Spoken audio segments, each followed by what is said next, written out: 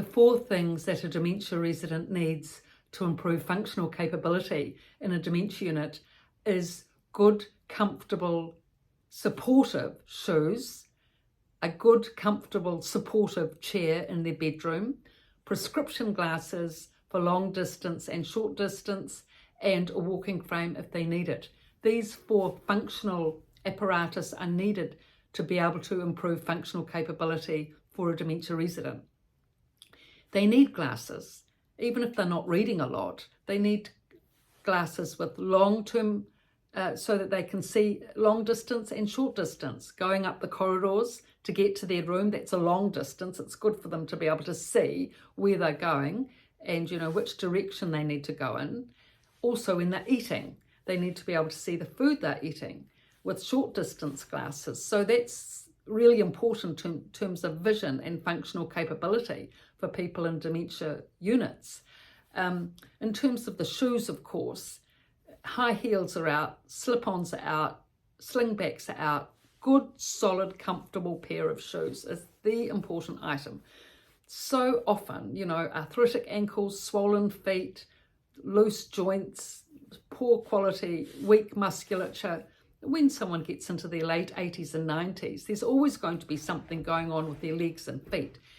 And shoes are a really good way of being able to support, the whole leg and the foot so that the person can walk along independently, which is needed for dementia units. I mean, it's so easy. I think what happens is that relatives get used to the idea that mum's always worn slingbacks or, 1-inch heels or whatever it is. And so they bring all those shoes in, but really they need to be biffed out and just 1 or 2 good solid pairs that they're comfortable in.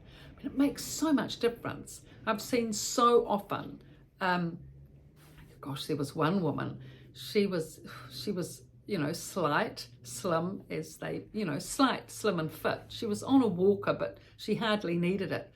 But do you know, she wore socks with slingbacks? The worst combination. Can you imagine that? Socks with slingbacks. I mean, there was the heel, the slingback strap, it was totally unstable. She managed to walk with them, heaven knows how. I mean, really the staff shouldn't have put socks on at least, but still, maybe she asked for it. And maybe that's what she'd always worn. She always liked to wear lipstick and fancy handbags, so maybe she was that type. But anyway, fortunately, the relatives came to the realization that this was not a good thing.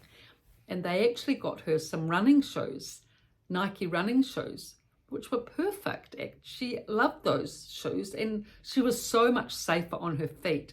I mean, thankfully she didn't have a fall with the other, walking shoe apparatus, but from this point on with the Nike shoes, she was in the most stable situation possible. So good shoes are important. Now, in terms of the glasses, relatives often don't think that glasses are important because, mum's not reading that now, so why bother? But actually, mum often can read at an elementary level, yes, but it's important to be able to read your name on the door, for example. That's actually really important when you're trying to find your door amongst 30 similar looking doors in a white long corridor.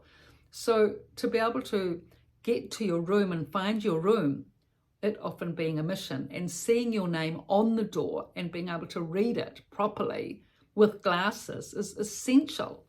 And then, of course, being able to read the newspaper headlines or when the workshops are going on, being able to read the names of the people and maybe what they're saying, and being able to see your food that you're eating, etc. So short distance and long distance vision is really important. I mean, if you're going up a long corridor and your room's at the end of the corridor, you want to be able to see to the end of the corridor that that's the way that you're going. You don't want it to just be a fuzzy mist. It's so disorientating. I mean, already the person with dementia is so disorientated, aren't they? With memory loss and stress and dementia blanks and so many aspects that they have to deal with in terms of dementia stress.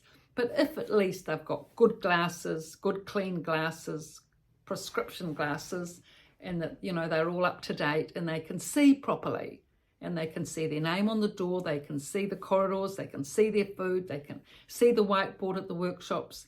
It makes an enormous difference, and they've got good quality shoes to be able to get to and from these places, and a walker, making sure that the walker is safe, it's a good height, it's not too short or too high, so that the person's not, stable, and that it's identifiable, so that out of all the many walkers in a dementia facility, they can recognise it, or at least the staff can recognise it. That's actually quite important, because they can easily get lost in the maze of other similar looking contraptions.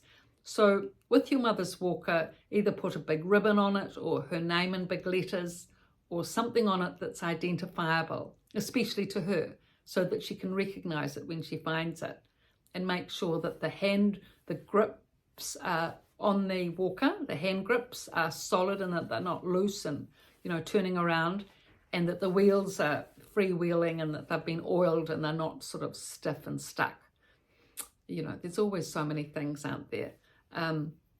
But once it's in, like maintenance, isn't it? Maintenance of all these things that the person needs to be able to be functional in a dementia unit and independent. Maintenance, just like maintenance in our own homes, is as important, or more important really, for a dementia resident to be able to cope living independently in a dementia facility. And then, of course, the all-important, comfortable, solid, stable, safe chair in their bedroom. So important that they can have a chair, ideally the chair that they've always sat in, which is comfortable and fit for purpose, which they can easily get out of. It's at the right height, it's comfortable, it's got all the memories to it, etc. If they can have that chair, associated memories, if they can have that chair with maybe a small table, bedside table, or small round table beside the chair where they can put their cup of tea, magazine, etc. Then they're set up in the room for comfort. Make sure that the chair's near the window so that they can get the sunlight and they can see the view, that being another treat and treasure. So then they're all set up. They've got a nice chair in their room, they're comfortable, they've got their special magazines and things on the table next to their chair. They're confident being able to walk to the lounge, say 20-30 metres, with their good solid shoes and their stable walker, and they can see the way because they've got good prescription glasses on. And when they're eating their meal, they can see what they're eating. So in this way, they're orientated, they're given a fair chance to be able to orientate and have that functional capability enough to be able to live independently in the first entry dementia facility. This is the important thing. They need to be independent, and they need all these these devices to help them. So I've written these two books, The Resident's Voice from a Dementia Unit and The Resident's Rise from a Dementia Unit. So all these topics that I'm going through in these videos, all the topics are in these two books. This was the start of the work. I was actually only going to write the books. I hadn't intended to do all these videos. It's just sort of happened somehow. I just thought I'd do 20 videos for this book and 20 videos for that book, coming into the facility, The Resident's Voice, and everything that's needed to be known in the facility, The Resident's Rise. So, but as we've realised as we go along, there really is so much to know and to be known. And with all the comments coming in, I'm getting suggestions from you, which I'm applying to the videos, and other people are asking me to do various topics for these videos, so that's why it's expanding out.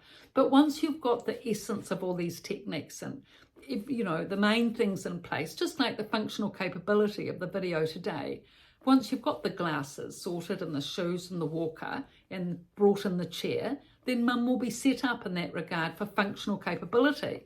And then you can, work on other areas after that. So it's just taking one step at a time, according to what you can manage as well.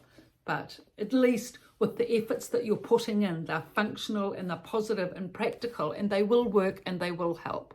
So thank you for the surge of activity on TikTok, everyone, all the looks and likes and comments. I so appreciate it. And YouTube as well. Thank you.